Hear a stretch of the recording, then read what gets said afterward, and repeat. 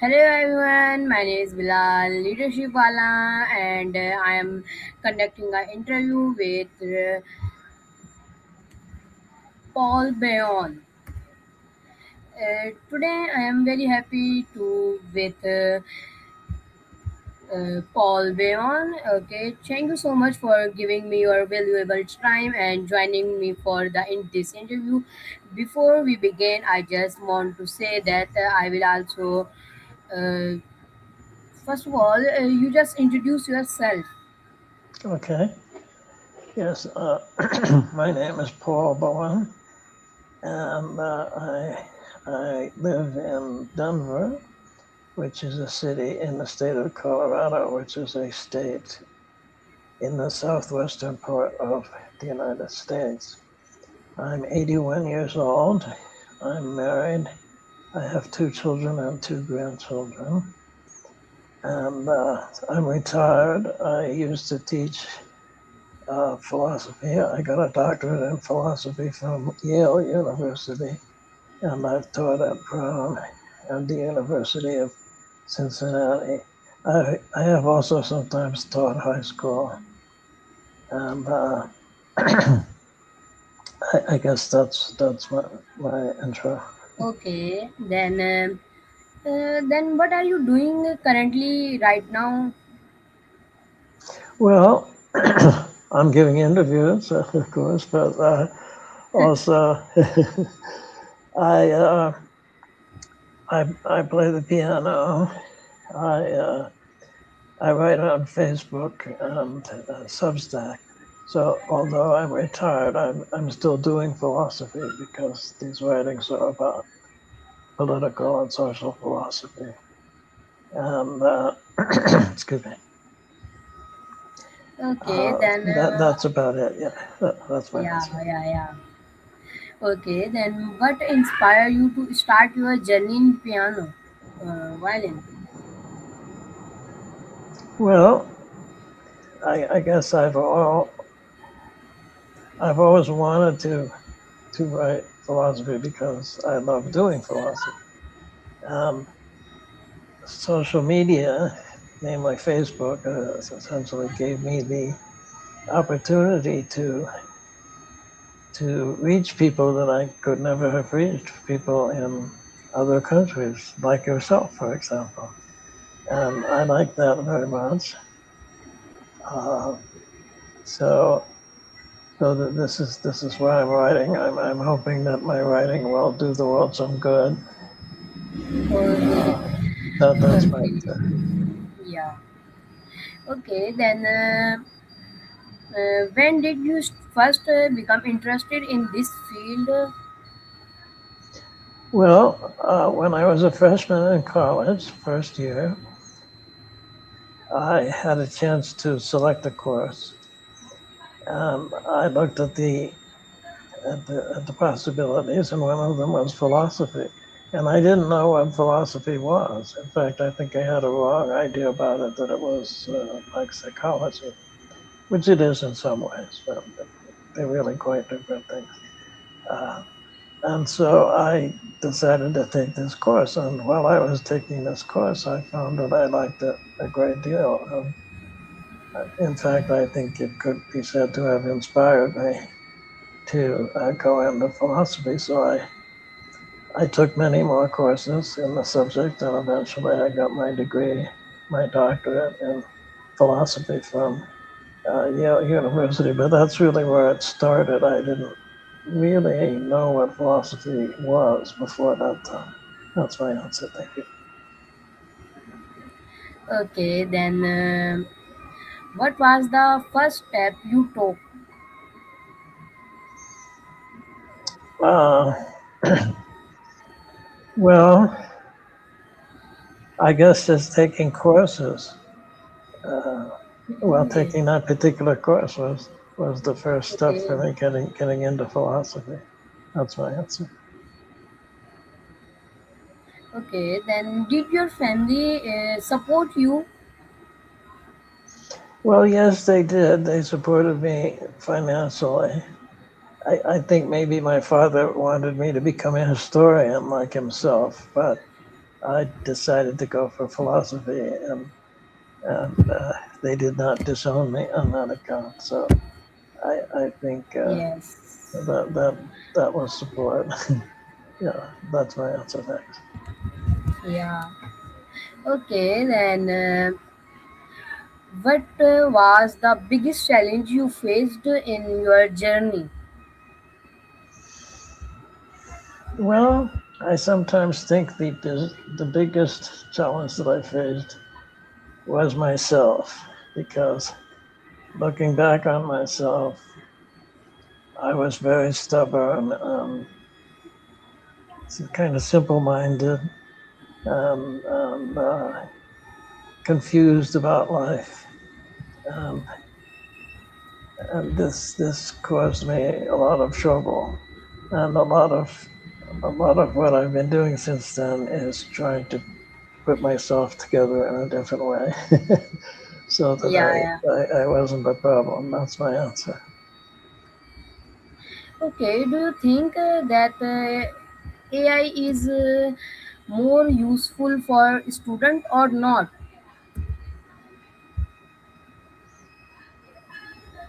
So are you asking me what I overcame that challenge? Or?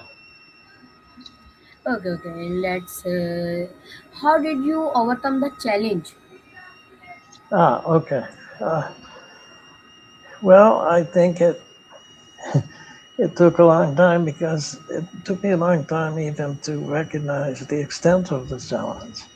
That is, I think people tend to do this. They always assume that they are completely Yes, sensible, and other people, it's other people who are confused.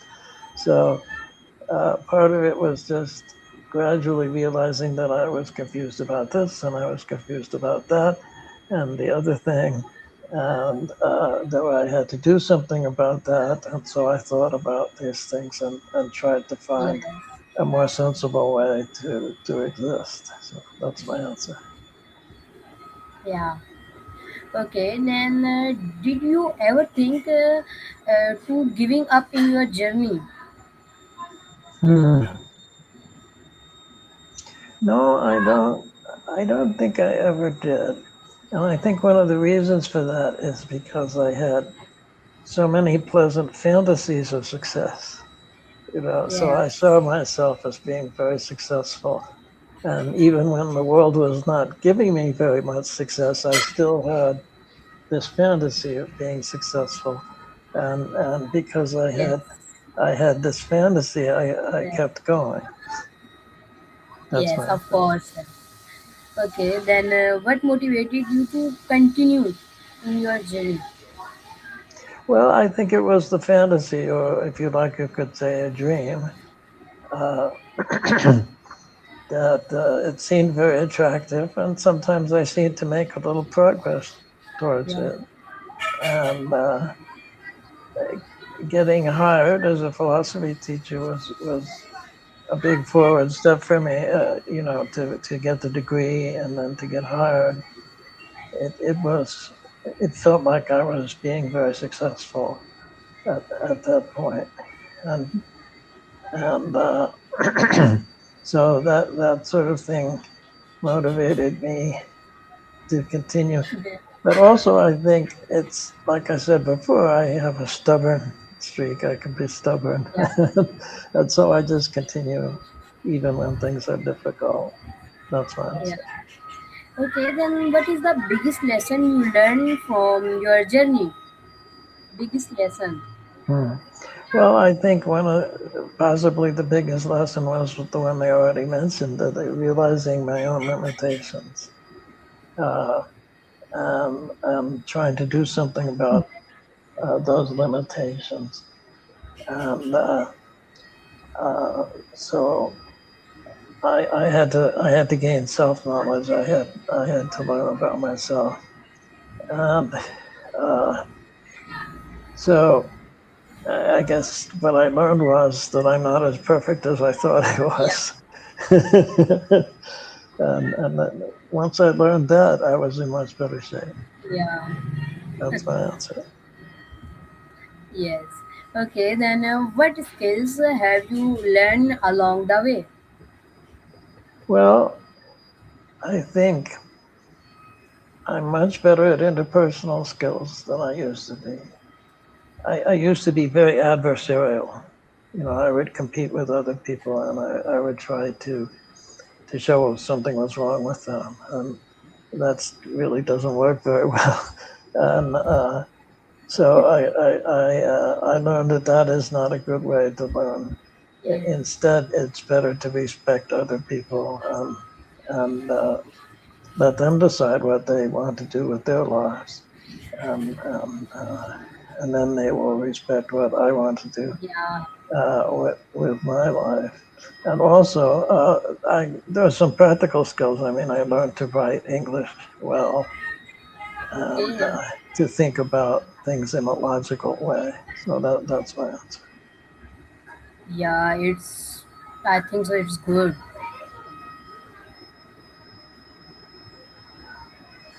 Which skill has Okay, helped?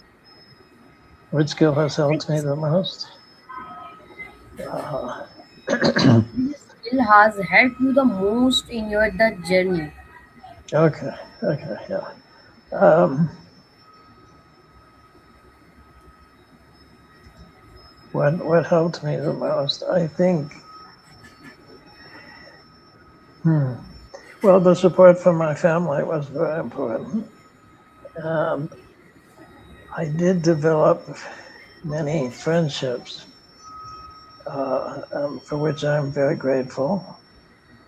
And I think that that was very helpful. People are helpful, and they helped me out. Yes, And I think that was very important to me. So that's my answer. yeah. Okay, then what was your means first big achievement? You proud of it? Which question was that? What was your first big achievement? Ah, I see. Well, in philosophy, I think it was writing my dissertation at Yale. And I'm very Okay, proud of my dissertation. I chose a very challenging topic, and uh, and it was a topic that required me to be very creative. Many people, when they write a dissertation, they do the history of philosophy. They say, "I'm yeah, going to compare what this philosopher said with what this philosopher yeah. said," and maybe I'll make a couple of remarks of my own. But what I did was I there was this very difficult problem in logic, and I proposed a solution for it. And I think it was a pretty good attempt at a solution. And so I'm very proud of of the fact that I chose to do that and that I essentially succeeded, at least in part, enough to satisfy the committee that I had a good dissertation. So that's my Yes. answer. Okay, then what mistake taught you an important lesson? Well, I think uh, I think the things I've already discussed about that. I was very bad at interpersonal relationships. I was confused about what I wanted to do. Uh, and when I realized that, I was able to do something about it. It wasn't easy.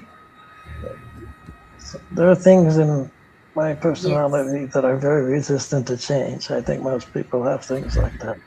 And so Okay, sometimes then I was how do you very. deal with failures? Means whenever you fail, then how can you even stand there?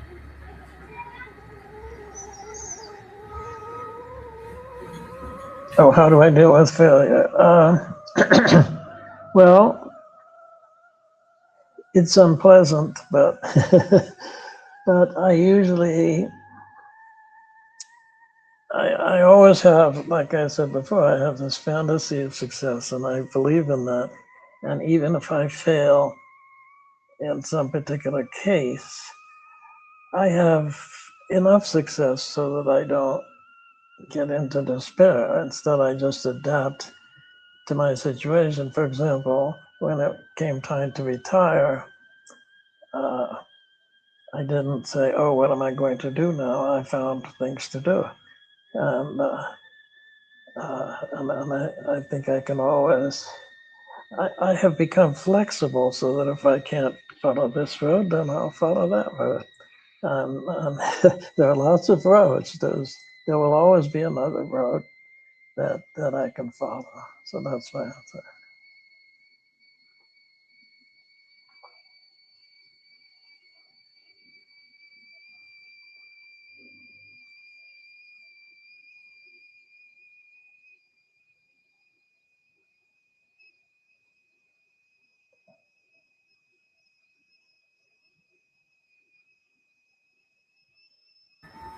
Okay, then how do you manage your time in free means whenever you free, then what you do?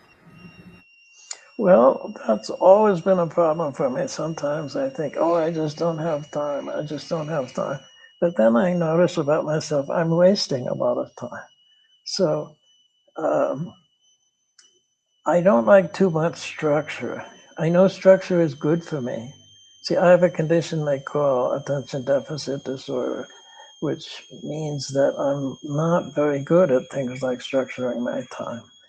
And so I know that structure is good for me, but the deficit disorder makes me resist it. Even though I know it would be a good thing, I will resist it.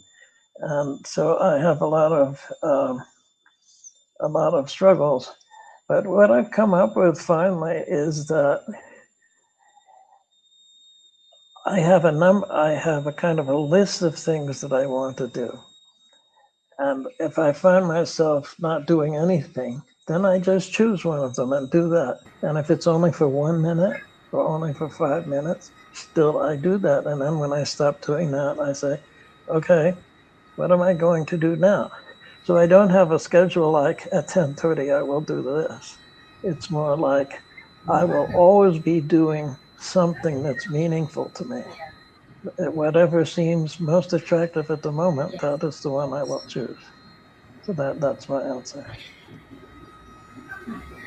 Okay, then if I ask, what does success mean to you? Hmm. I think what success ultimately means to me is that I am Yes. doing something that will make the world a better place than it would otherwise have been. So, Yeah. if I study logic, it's because I hope that I will help people in some way to become more logical or something like that, and that will be good. And if I play the piano, it's because, well, someday maybe I'll be good enough so that I can play the piano, and people will say, "Oh, I like that." You see, Yeah. so I'm trying to make the world a better place, and that's how I measure my success. If I seem to be doing that to some extent, just being nice to people is part of that. And if I seem to be doing that, then I feel like I'm successful. That's my answer. Yes. Okay, then what is more important, talent or hard work? This is tricky Ah, question. uh-huh. Well, hmm. Well, I think hard work will always get you by. I've Yeah. noticed among students that there are two kinds of students. The one kind of student is brilliant, and they just get everything easily. It comes easily to them. Uh, but they have never learned to work hard because they've never had to work hard. And the other students are, well, they're not so brilliant, but Yeah. they work hard. And Welcome. and that's good. So I think both of these things are good. It depends on the person, which one is is more important. I think that's Yep, my answer. of course. Okay, then how important is consistency for success? Well, I think consistency is very dangerous. Remember, I'm saying I had to change all these things about Yeah, myself. If I had been consistent, I would have gone on being confused and yes, unpleasant forever, right? of So, course. because I'm willing to change my goals, Yes, I can change to more realistic goals, and you can say that's inconsistent, but I'm very glad that when I do it. So don't be afraid. You should never be afraid to say, "Well, I put a lot of work into this, but it's not just not happening. I'm going to do this instead." yes, Uh, so that's my answer. yeah. Okay, then what role has technology played in your journey? Well, recently it's become very important. Now, when I was writing my dissertation, I just did it very old-fashioned way. I would write on a piece of paper, and then correct it and write something else, and then finally I had it typed up. But that was a long time ago before computers, desktop computers and things like that. Now it's very different. Uh, Now I can use a word processing Yes, thing and I can revise very easily. It used to be if you made one mistake on a page, you had to redo the whole page. Otherwise, it would yes, look terrible, right? yes, But now I can just fix that mistake and yes, it looks fine. And of course, uh, I can answer questions. You know, if I say, well, who was that person who said this? I can't remember who said it. Well, I just ask yes, the AI, and the AI will tell me, and they're pretty reliable. You have to be careful if you ask them to be creative, or you ask them a really difficult question. They may fake it. Uh, they'll give you an answer, but it's not a good answer. But as long as you're just asking for facts, they're very reliable in my experience. And that's a good thing. I think it's going to change the whole way that we deal with information because it challenges the whole idea of intellectual property. You see, if I write a book yes, and then I have a copyright on it, then other people are not supposed to use it. But you know, some computers kind of take that book and use it to train their AI. And yes, now it's out there. I can't prevent people yeah, from using simple. it. So I think this whole idea of Yes. intellectual property is going to be very challenged in the near future. So that's my answer. Okay, then my last question is if you could give one message to our watching this interview, what would you say? This is my last Um, question. say the question again. If you could give one message to everyone watching this interview, what would you say? And You so are could you type that in the chat, please? okay. I will. I'm sorry, I'm hard of hearing. Yes, I yes. hope your audience understands that. I just signed.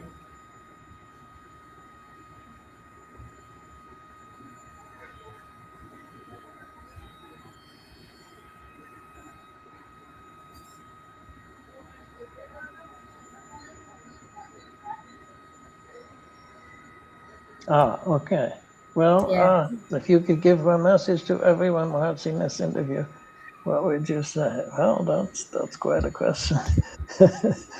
But I would say, uh, well, try to make the world a better place, and that may involve changing yourself instead of just the external world. In fact, you have to change yourself first, in a way. Uh, but try to make the world a better place than it would otherwise have been. So that's my advice.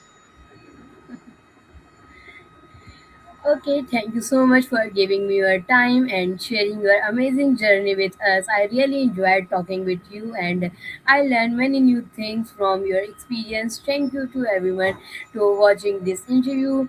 I am Bilal Leadership Wala and this was another episode of Behind the Journey. Keep learning, keep going and keep believing in yourself. Allah Hafiz. See you later in new episode. Well, thank you for having me. And it's wonderful to Thank you, be with you. sir, for giving your precious time. Oh, you're welcome. I'm very Hafiz. happy to